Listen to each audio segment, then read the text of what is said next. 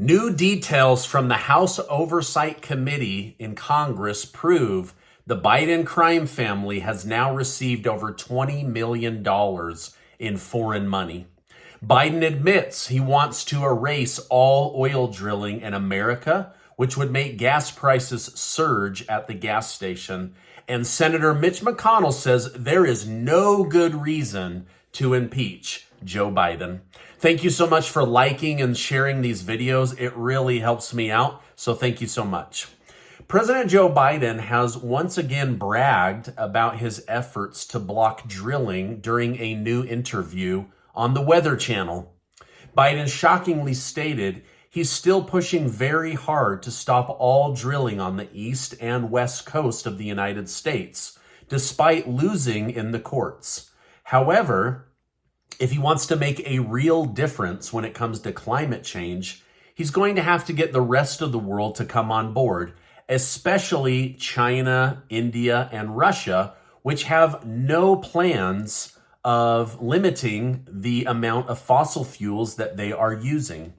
Now, ironically, he already admitted it's very difficult to do, especially when it comes to China and Russia. So in a nutshell, President Biden is risking the United States national security and destroying the energy sector and making all forms of energy more expensive so that he can try and stick it to China, who creates significantly more pollution than the United States. But what do I know, you guys? I'm just a guy here on YouTube. When it comes to Biden, it seems like his money is all he cares about. For instance, James Comer and his team have just finished combing through a third batch of subpoenaed bank records connected to the Biden family business. Now remember, there are over 150 SARS reports, suspicious activity reports from banks, that Janet Yellen and the Treasury tried desperately to hide from the American people.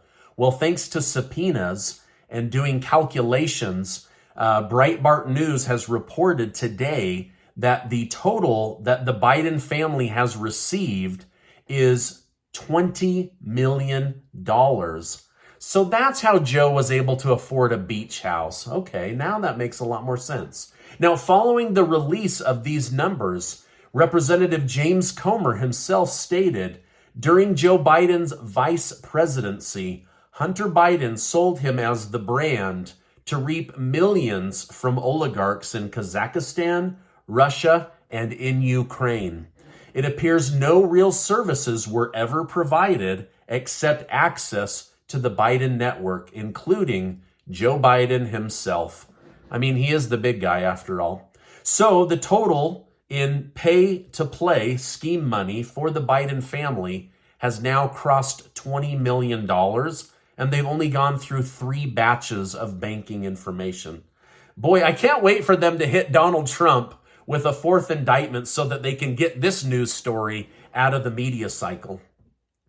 Now, amidst this controversy, Republican Senator Mitch McConnell called on Republicans to back off impeaching Joe Biden. Nothing to see here. Old Joe, my friend Old Joe, never done anything wrong in his whole life. Here's what Mitch McConnell had to say. I said 2 years ago, when we had not 1, but 2 impeachments, that once we go down this path, it incentivizes the other side to do the same thing. Impeachment ought to be rare. This is not good for the country.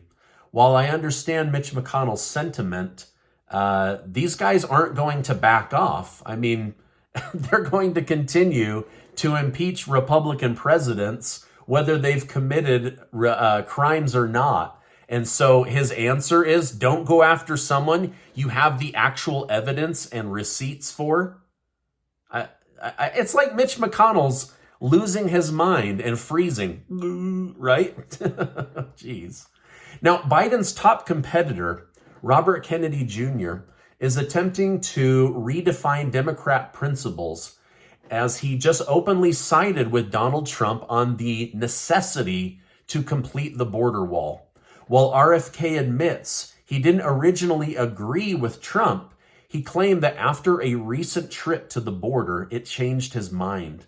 In reference to this experience, he stated only 2 families said they were claiming political persecution. The rest just told us openly they were coming here to make money, coming here for a better life. So they didn't even have that claim, and those immigrants shouldn't be allowed into the country. We should stop them at the border. So what RFK Jr. is saying is they interviewed all of these people that were coming across the border, and of all of those people, only 2 claimed asylum, and only 2 said that their lives were in danger if they didn't get into the United States. The others all admitted, we're just here for money. We're just here for all the free goodies.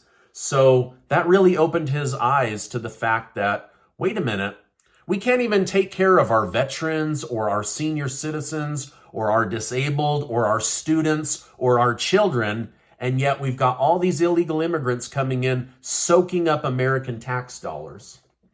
Now, even though Biden is wasting money on all types of things, he'd have you believe building a wall would be bad for the country, a bad investment.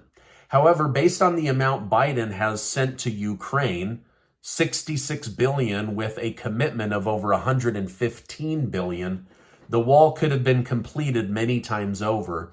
In fact, when Trump was trying to build it, it was around $20 million per mile. So it would have been a small amount of money compared to what we've sent to another country where we seem to care more about their border than our own. This has been incredible. This has been an incredible gift to drug smugglers and human traffickers. Now, speaking of drugs, Border Patrol agents just successfully seized 120 pounds of cocaine near the Mexican border, totaling $3.8 million that the cartels will now miss out on. Back in Russia, a massive mushroom cloud filled the air after a huge explosion went off at a mechanical plant that manufactures night vision scopes for the Russian Federation Army.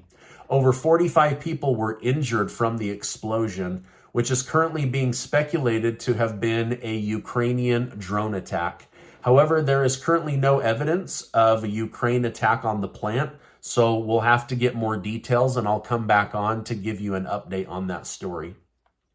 The Special Inspector General for Afghanistan Reconstruction, SIGAR, has just released a report which shows America is still Afghanistan's largest donor, even though it's being controlled by the Taliban.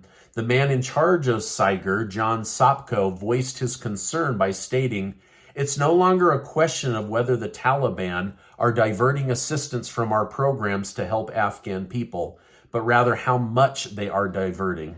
My staff and I find the degree of interference and the apparent inability of the UN to protect its programs deeply troubling. This report is troubling because it means that U.S. taxpayers are going to line the pockets of the Taliban, and there's nothing being done to stop it, especially not in Washington, D.C. Now, this is my update for today. As I know more, I will definitely come on and share more. Before you go, let me please remind you that you are amazing. Never, never, never forget that. Hey, I appreciate you stopping by today. Make sure to hit that subscribe button and check out these important videos. Thanks so much, and I'll see you on the next video.